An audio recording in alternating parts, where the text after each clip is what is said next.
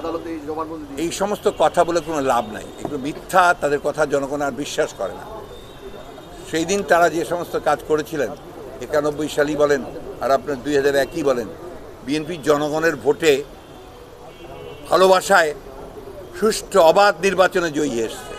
এখানে এখন তারা যে সমস্ত কথাগুলো বলেন এগুলো কোনো ভিত্তি নেই। কারণ তারা কি করেছেন সেটাও তো আমরা জানি, কোথা থেকে কত টাকা নিচ্ছেন, কারা কত টাকা পাঠাচ্ছে, কিভাবে তারা 2018 সালের নির্বাচনে ঘুষ দিয়ে সমস্ত সংস্থাগুলোকে আপনার খাম দিয়ে জনগণকে তাদের ভোটার অধিকার থেকে বঞ্চিত করেছে, সেটাও তো আমরা জানি। তো এগুলো বাজে কথা। সেই জন্য তো আমরা বলছি যে দেয়ার বি এ নিউট্রাল সংস্থা, যারা নিউট্রাল গভর্নমেন্ট, যারা সুষ্ঠুভাবে নির্বাচন করবে এবং সেখানে যেই জয়ী আসবে সেটা আমার উইল অ্যাকসেপ্ট ইট। কেন আপত্তি এটাতে? আপত্তি একটাই কারণ যে তারা জানে যে যদি নিউট্রাল গভর্নমেন্টের অধীনে নির্বাচন হয় তাদের কারো জামানত থাকবে না, 30টার বেশি আসন তারা পাবে না।